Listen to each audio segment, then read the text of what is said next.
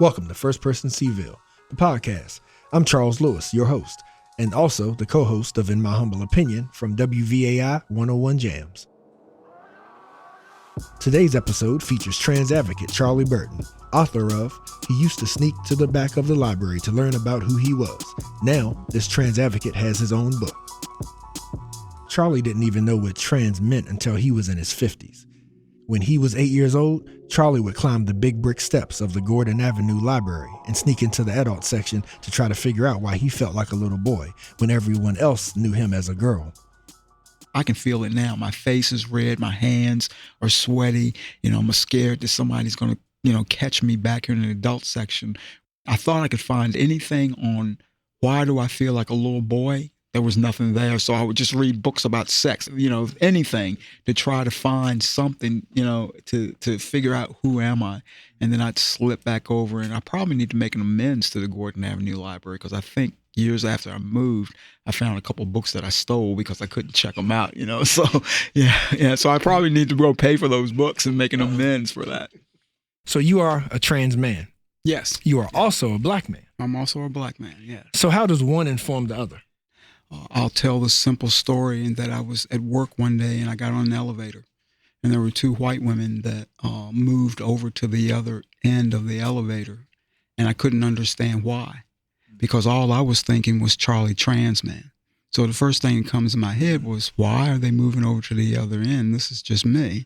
I'm in AA, and I called my sponsor, and I had a conversation with my sponsor, and lovingly she said, congratulations, you're now a part of the black man saga of white people will look at you and see black man, not trans man. And so that whole contrast of being able to move towards the trans advocate and also know that the world doesn't see me as trans advocate 24/7, they see Charlie as a black man. It's almost like we have to be comfortable in two worlds. We have to be comfortable as a trans man, and we have to be comfortable as a black man. And sometimes that contrast conflicts, and we have to learn how we can maneuver and move through that. You have to understand how unsafe it is to be a trans person, period. And especially here in Virginia. I have to learn there are spaces that I am Charlie the black man, and then I'm still not safe. And then there are spaces that I'm Charlie the trans man, and I'm even more in that unsafe zone. So it's a hard contrast. It's hard because it's like I wear so many different hats just to live my authentic life. So can you talk about the process of moving from silence to being an advocate, lifting all trans voices, to include what impact did the church have on your voice, and who were those that helped you find your voice? The church silenced me. I was fearful because as a lesbian, a black lesbian, I'm sitting in these Baptist churches and I'm hearing that I'm condemned. People like me burn in hell. You got to think about it now. For 50 years, I was brought up in this black church where everything happened in the black church. You went to Sunday school. You went to the church service. They would have homecomings all week long. You go to church. There's Bible school. And so I'm sitting there Sunday after Sunday hearing that I'm going to burn in hell. And now all of a sudden, oh my God, I want to take the gender that I was, and now I'm going to be different. I know they're not going to take me now. And so when I started thinking about this whole transition, I was, what is the community going to think about me? Do I have to move away to do this? And so I was silent. So I was involved with a woman as I was a lesbian, and she lived in Chesapeake, Virginia. And she was hugely involved with the Metropolitan Church, so the MCC Church.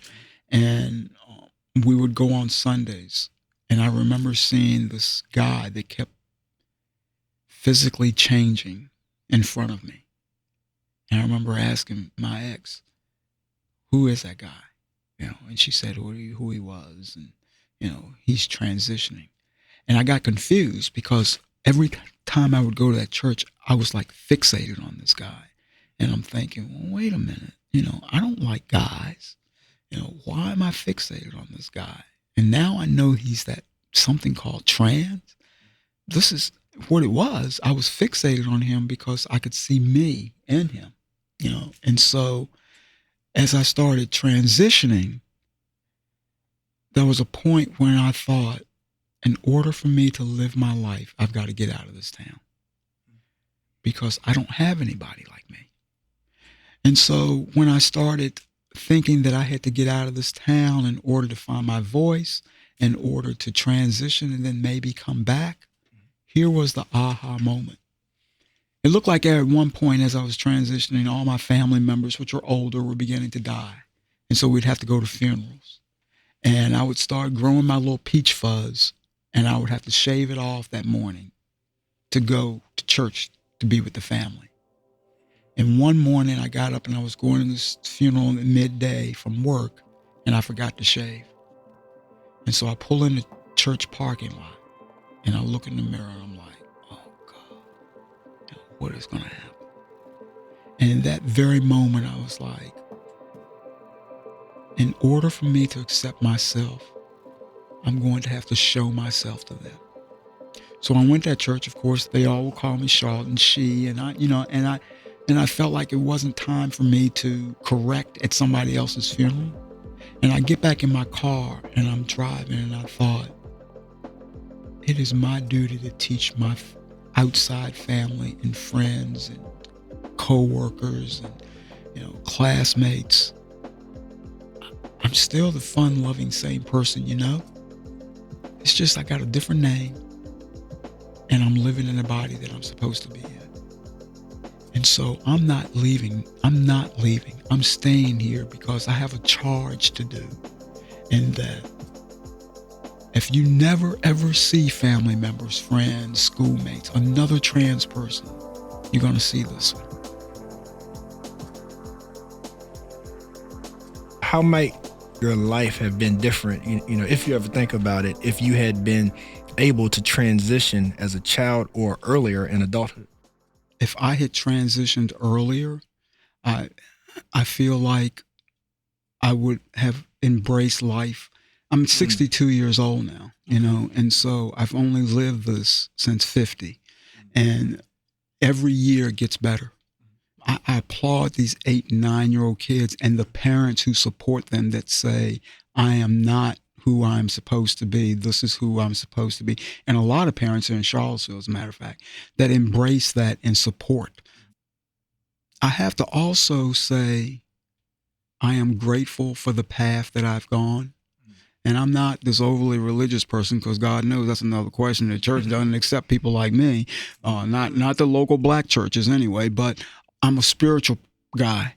And so I believe that my power greater than myself put everything in my place that had to be to get to where I am now. And so when people ask me that question of, do you wish you had transitioned earlier? Yes, I did. Yes, I do, because of everything, the greatness it has given me. Do I dwell on it? No, because everything that has happened to me has happened in a time, and it's just been an absolutely beautiful path to go through. How do you approach like the youth when it comes to them sort of maturing and them growing into themselves and sort of figuring it out? I feel you have got to know who you are before you make that approach of transition. And so when someone comes to me and says, I think I might be trans, I encourage them to get in touch with their emotions first, because it's an emotional journey, a physical and an emotional journey. I would say to a young person, please, just take your time, enjoy what you're doing. Love this process, because it doesn't have to be scary. It doesn't have to be rushed. It has to be a beautiful experience. I love all of the 13 years that I've gone through. Before that, I was a drunk. I didn't care what I looked like. I hated what was in me. I hated who I was. I couldn't properly love people because I couldn't love myself. And when I transitioned, life just started. I wake up every morning, I'm a happy man.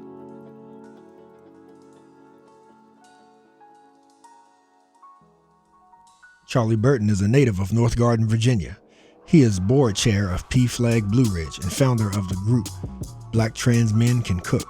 Burton's memoir, The Boy Beneath My Skin, a black trans man living in the South, was published in 2022 by Transgender Publishing.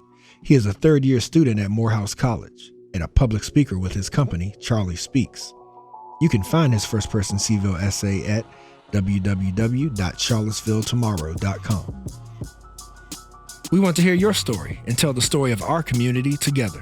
Share your perspective with First Person Cville at cvilleinclusivemedia.com/projects. The First Person Cville podcast is a production of Charlottesville Inclusive Media. It's hosted by me, Charles Lewis, and the In My Humble Opinion talk show. Like what you hear? Subscribe and follow us at imhotalkshow.org. This episode was produced by Kelly Jones. IMHO theme music was from God Vibes by Miguel and Morris, with NYC Bangers on production.